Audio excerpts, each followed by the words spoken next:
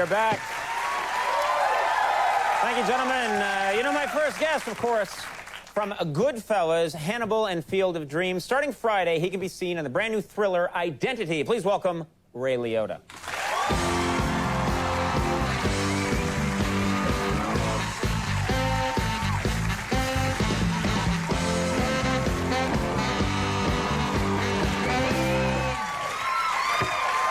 How you doing? Good. Yeah. What are peas and carrots? Peas and carrots, peas and carrots. That's What what people say in movies. Stop wooing, ladies. I'm here all night. It's for Joe. Oh, yeah, it's for Joe. Yeah. Joe always beats me. No, peas and carrots, peas and carrots. That's what people do in movies when they're supposed to mutter at each other. It's an old stage trick. Right. Yeah, my job is to confuse the people watching me as much as possible. I'm Conan, by the way. Nice to see you. Yeah. Right, Leon, How are you? You know, last time you were here, you brought your little girl, your daughter with you. Yeah. She's very cute. Thank you. Very nice. Does she know what you do? Because I'm thinking she probably can't see a lot of the movies that you've been in. Does she, you know, she's not sitting there watching Goodfellas, so does she know what Daddy does? Does she understand? She liked Hannibal.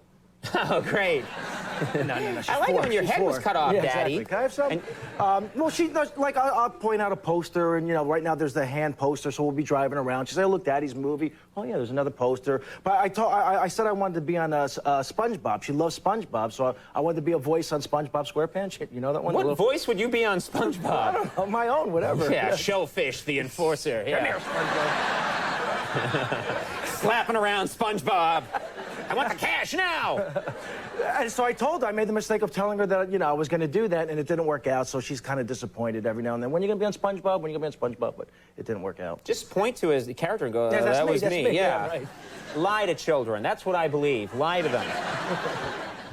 Now, you know what's amazing? In Goodfellas, of course, you play mobster Henry Hill, and now I read that he's coming out with a cookbook, and he's touring around. Yeah. He's going places, and the whole point of the movie was at the end he's in witness protection. This guy isn't supposed to be anywhere.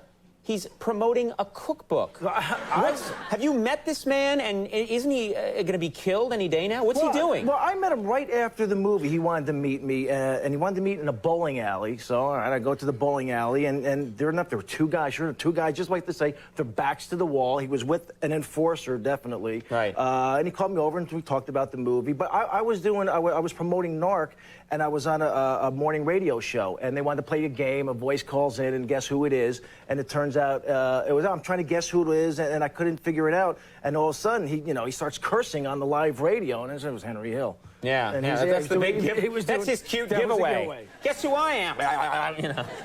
So this is a guy who I'm thinking is, I mean, when he met you, was he happy with your portrayal? Because I'd be nervous that if he didn't like your portrayal, he'd have done something about it. He was, yes, he liked it. He said something I can't really say. Thanks for not making him look as bad as maybe it could have been. But did you look at the movie, man? You're not a very nice guy. No. Yeah, why'd you point that out to him? I really didn't do you any favors. You had a fairly scary experience recently in an elevator. Yeah. And let's make this a public service announcement. Why don't you talk about it? Because people should be aware of elevator safety. No, I was hosting Saturday Night Live, so that was scary enough. And on Thursdays, as you know, it's a big, long day. So all I wanted to do was get home, 1 o'clock in the morning, get home to my hotel room, sleep, start early the next day, and got into the elevator, and it just stopped. I mean, it just wouldn't go. So at first, I didn't realize it. I didn't realize it wasn't going up. I had a lot of things on my mind, thinking about what I'm going to do on the show.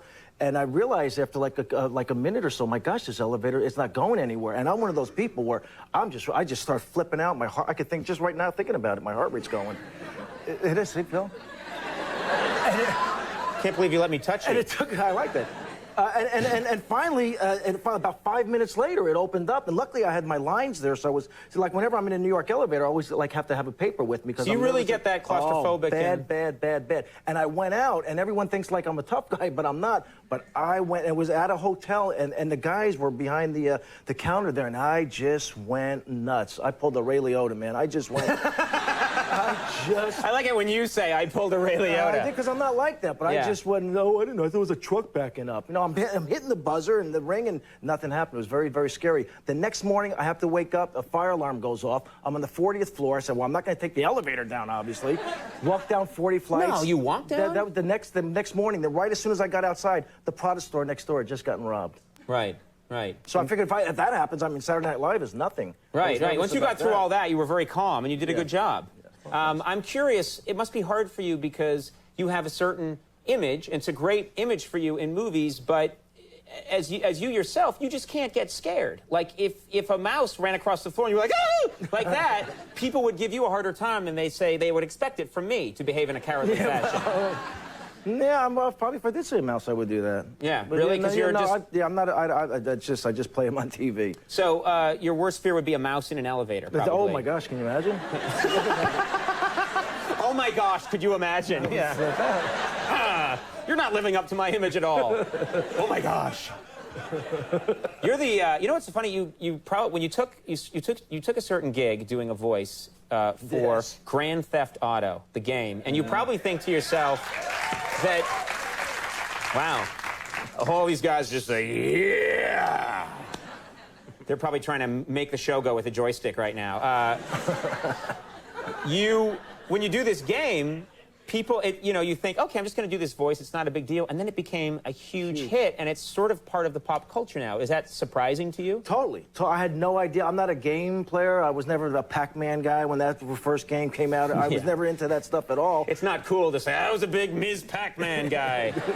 I gobbled up all those glowing blue. In terms of any kind of games, I never played any games. And this was like...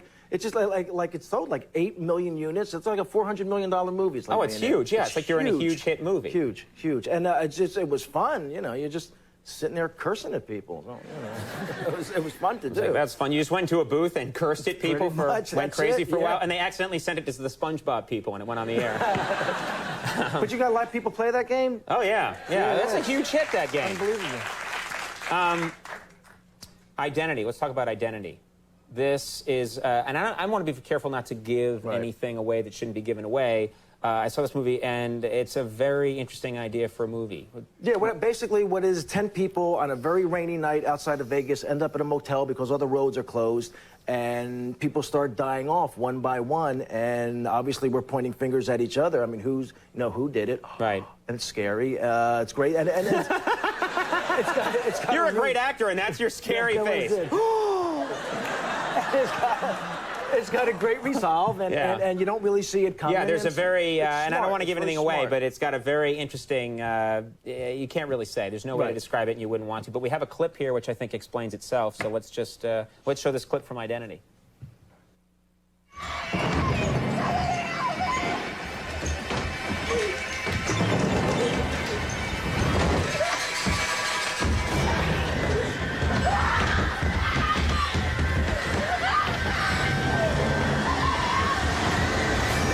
Is he in there? Is he in here? Ginny, you okay? What happened?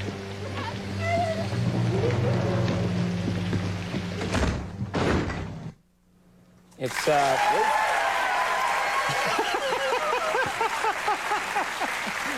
oh, one of the great silent film actors of our time. Identity opens Friday. Ray, we love having you on the show. Come on back. Ray Liotta, Bill Bellamy coming up. White Stripes, it's all good.